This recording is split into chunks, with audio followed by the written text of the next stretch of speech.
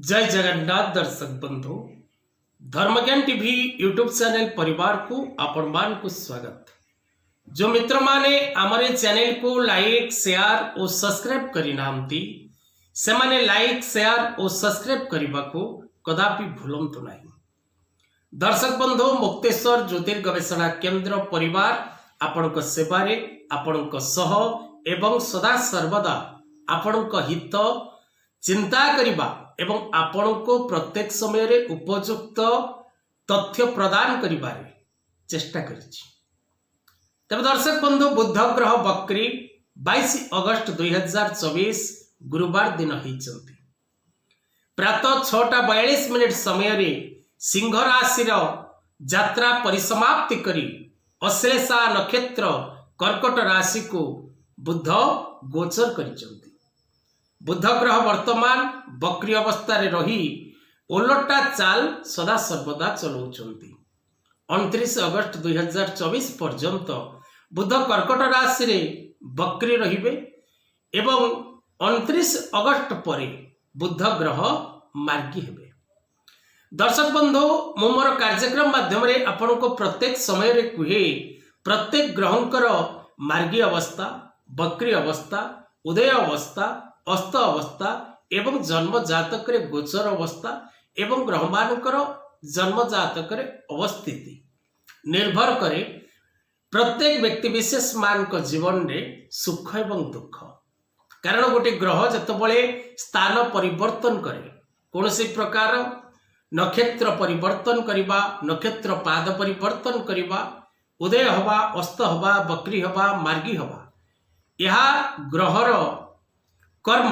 तेणु जेतबले गोटे ग्रह गोटे स्थान आ गोटे स्थान को स्थानांतरित हुए बा चलन हुए सेतबले अनेक गुड़े राशि उपरे शुभ प्रभाव रुहे, अनेक गुड़े राशि उपरे अशुभ प्रभाव रुहे।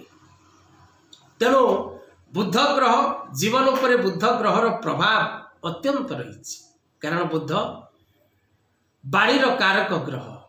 मनुष्य जो वचन प्रयोग करुच्ची, मनुष्य जो व्यवहार अन्य को देखौछि बा मनुष्य बुध ग्रह विशेष करी वाणी कारक, वचन कारक, शिक्षा कारक, संस्कार कारक, लेखन कारक, प्रकाशक कारक, कवि कारक, कलाकार कारक, आत्मज्ञानी कारक, व्यापार कारक, व्यवहार कारक, चर्म कारक।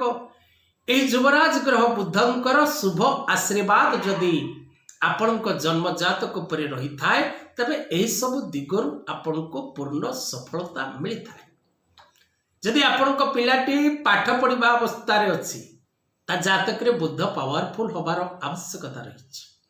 कारण बुध शिक्षाकारक ग्रह, वाणीकारक ग्रह, वचनकारक ग्रह एवं बुध उन्नत थिले बा बुध जन्म जातक रे मजबूत थिले व्यक्ति वचन द्वारा समस्त को आकर्षित करि पारि थाए। व्यक्ति निज वचन द्वारा विश्व को निज हाथ मुठारे रखिबारे सफल होता है।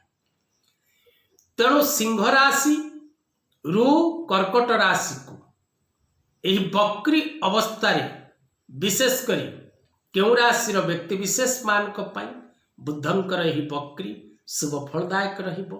केउ राशि व्यक्ति सावधान रहिबे से विषय रे आलोचना करिबा। दर्शक बंधु जदि आपण निजर जन्म जातक विचार करबा को चाहुचंती बा निज पिला मानकर भविष्य जानिबा को चाहुचंती, निजर शिक्षा, निजर व्यवसाय बा पिला मानकर शिक्षा, व्यवसाय, स्वास्थ्य, चाकरी, वैवाहिक दाम्पत्य जीवन, दूरयात्रा, share market, trading, export import, real estate, stock market बा कोनोसी प्रकार जदि आपण ऑनलाइन कार्य करुथांती तबे आपण को जीवन रे सफलता बा विफलता कौन रही, केउ कर्म आपण को पई उपयुक्त, आपण बारंबार कर्म क्षेत्र रु ओहरिबार कारण कौन, सत चेष्टा कले मध्य आपण निज लक्ष्य स्थल रे पहुंच पारुना काहेकि कौन असुविधा रोचे ए समस्त विषय रे तेबे तळे देथिबा नंबर रे जोगाजोग करंतु। मुक्तेश्वर ज्योतिर्गवेषणा केंद्र परिवार आपणक सहित आपणक सेवारे स्वल्प पारिश्रमिक चार्जेस रही जहाँकि आपण को पेमेंट करने को पड़ो।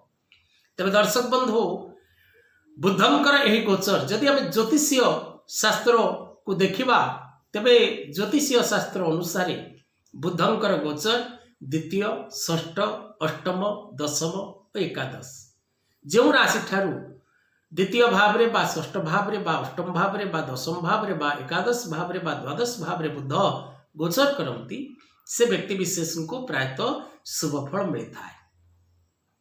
तेणु वक्री अवस्था क्यों राशि को मिल शुभ फल विशेषकर दर्शक बंधु मेष राशि चतुर्थ वृष राशि तृतीय मिथुन राशि द्वितीय कर्कट राशि लग्न बा एकम गृह सिंह राशि द्वादश कन्या राशि एकादश तुला राशि दशम बिछा राशि नवम धनु राशि अष्टम मकर राशि सप्तम कुंभ राशि षष्ठ एवं मीन राशि पंचम युवराज ग्रह बुध वक्री भाव गोचर कर।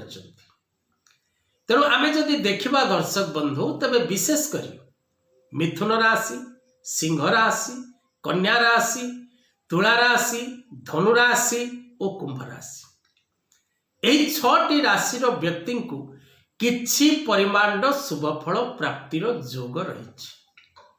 जदि आपण कौनसी कर्ममय क्षेत्र में अछंती बा कौनसी प्रकार कार्य करबा पई चेष्टा करूचंती आपण को एक समय शुभ फल प्राप्तिर जोग रहुछि किंतु भाविचिंती प्रत्येक कार्य करबा को मध्य आवश्यकता रही। अन्य राशि गुड़िक अन्य जो 6 गोटी राशि रहिला प्रायतः सेवानक बुद्धंकर यही गोचर पूर्ण शुभकारक नुहे। जदि आपण जन्म कुंडली रे बुद्ध उत्तम स्थान रे थांती तेबे आपण शिक्षा क्षेत्र रे टॉप लेवल को चाहती।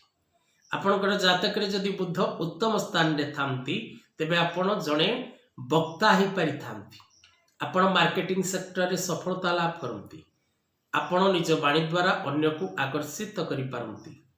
तेणु बुद्ध जो माने व्यवसाय क्षेत्र रे अछंती जो माने मार्केटिंग सेक्टर रे अछंती जो माने शिक्षा क्षेत्र रे अछंती जो माने एडमिनिस्ट्रेटिव सेक्टर रे अछंती जो माने पॉलिटिकल सेक्टर रे अछंती जो माने एस्ट्रोलॉजी मेडिकल कंप्यूटर साइंस सेमानक पाई बुद्धंकर उत्तम स्थिति रहिबा जन्म जातक रे नित्यांत आवश्यक। आज कथा वस्तु को एठी रखिबा। जय जगन्नाथ।